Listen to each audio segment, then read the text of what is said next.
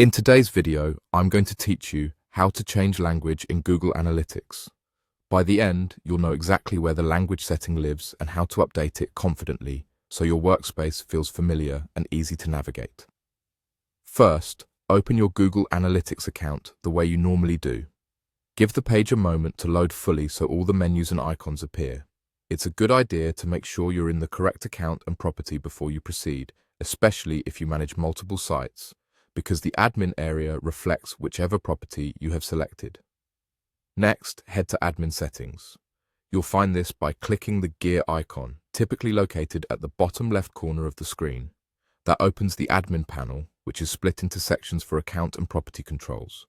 Don't worry about changing any data or tracking here. What we're doing is a personal preference and won't affect your reports themselves. Inside the admin area, look for My Preferences. This section is designed for user-level settings that tailor how Google Analytics looks and communicates with you.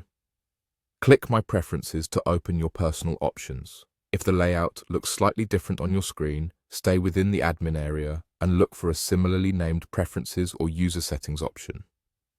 Interface labels can shift slightly with updates, but the idea is the same.